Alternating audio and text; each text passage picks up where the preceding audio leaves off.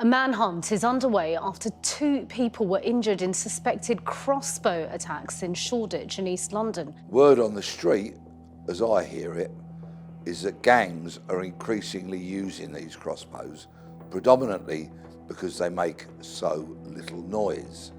And that in itself is very troubling.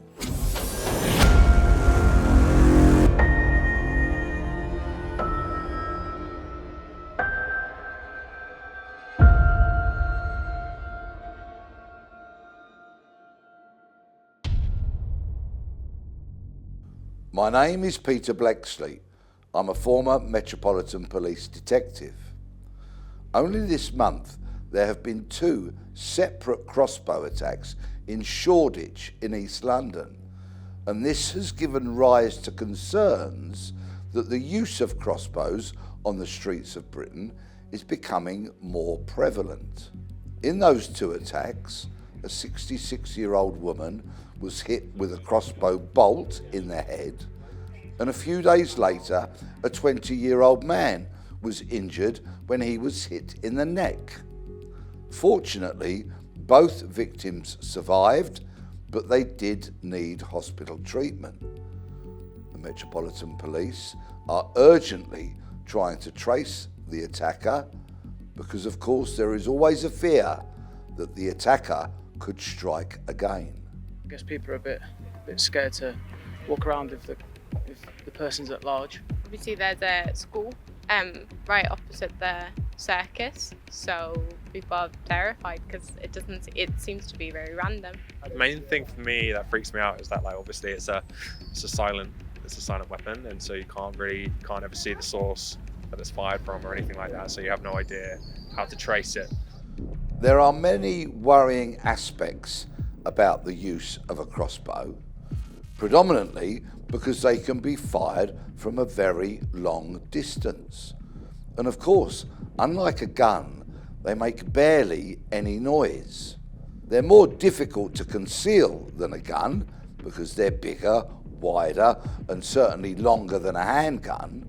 But even so, to be able to use one to attack or maybe even kill someone and then disappear silently is a huge concern. Hand behind your back now. Hand behind your back now. In the last couple of decades, there's been just under 100 unsolved murders where guns, crossbows or catapults have been used. And of course, the most worrying aspect of any unsolved murder is that the person who committed it might be empowered. They might feel that they can do the crime again and again and not be caught for it. The criminal history books are littered with cases of people who have committed one murder, got away with it, and then gone on to kill again. Some notable names like Levi Belfield, Colin Pitchfork, and many other monsters have done exactly that. You have to be 18 to legally own a crossbow, and if you want to use it for whatever purpose, then you have to be with somebody who's over 21. But the rest of the law around it is not tight. You don't need a license. You don't have to register your ownership with the police. And therefore, we simply don't know accurately how many there are in Britain. Under 18s cannot possess a crossbow. End of story. And they cannot take them onto the streets, of course. That is a specific offence. But there are gaps in the law, gaps that can be exploited. And I personally believe that every crossbow should be licensed and that every crossbow should be stored securely. Shane was a loving partner, wonderful dad and stepdad. He's missed every day by me and the rest of his family.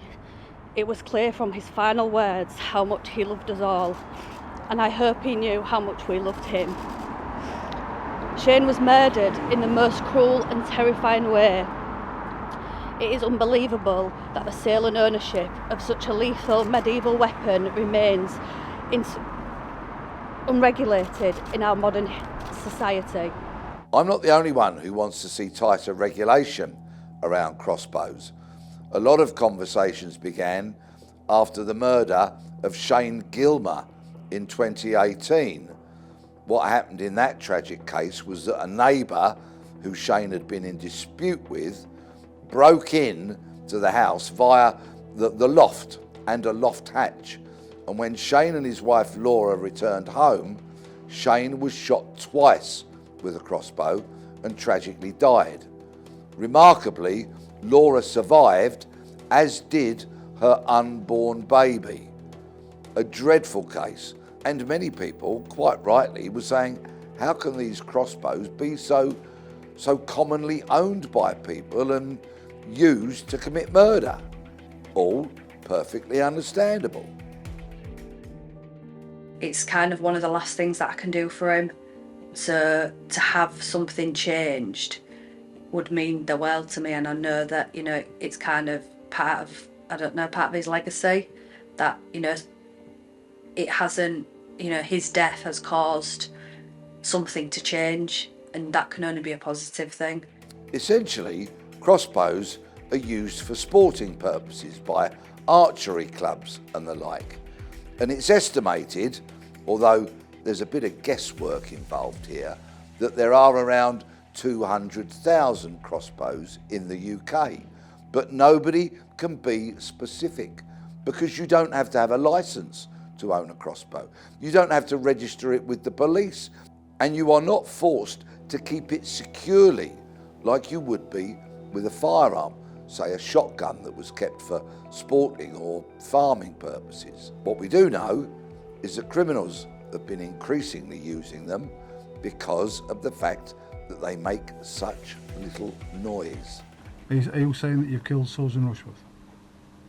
Yes. And what was the other name? Shelley Armitage. Are you saying that you've murdered Shelley Armitage? Yes. And then the last one? Susan Blamer. Right. You say you murdered her? Yes. Probably the most famous crossbow killer in the UK is a man called Stephen Griffiths, who was a PhD student at the University of Bradford, where he was studying criminology.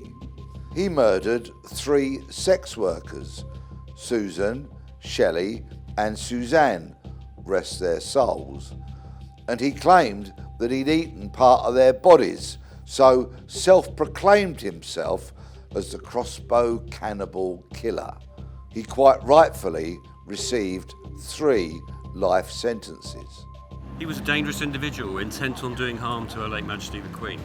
And if it hadn't been, as I say, for the officers on the day, this could have been a very different outcome. But the officers are there for that reason, to protect the royal family and others that warrant that protection. Jaswant Singh Chahal might not be a name that you're familiar with, but he came to prominence when in December 2021 he broke into the grounds of Windsor Castle with a fully loaded crossbow. When he was challenged by police officers, he told them quite readily that he was there with the intention of killing the late Queen. He was later sentenced to 9 years imprisonment with a further 5 years on licence. Chahal, who at his trial described himself as Darth Chahalis, some kind of reference to Star Wars, said that he was motivated by revenge for a war in 1919 when British soldiers apparently killed 1,000 Indians.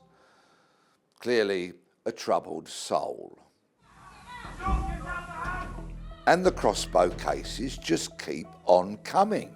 In January of this year, armed police shot dead a 30-year-old man in South London who was armed with a crossbow, a hatchet, a sword, a knife, and was threatening to kill people.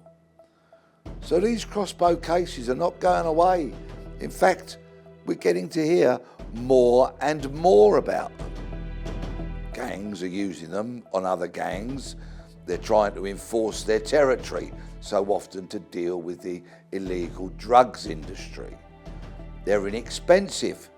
you can go online and buy one for about £150, and you will not run the risks as if you were trying to buy a firearm on the dark web, for example. Bizarrely, zombie crossbows are now becoming a thing. They're brightly coloured, they have patterns on them. Regrettably, we all know about children using knives when they're involved in crime, or they're frightened for their safety, or there's gang rivalries going on, and more. But if gangs choose the crossbow as the weapon with which they will enforce their criminality, protect their patch, look after their postcode, then we will simply see an explosion of cases, and the calls for more regulation, tighter laws and stricter policing will simply get louder and louder.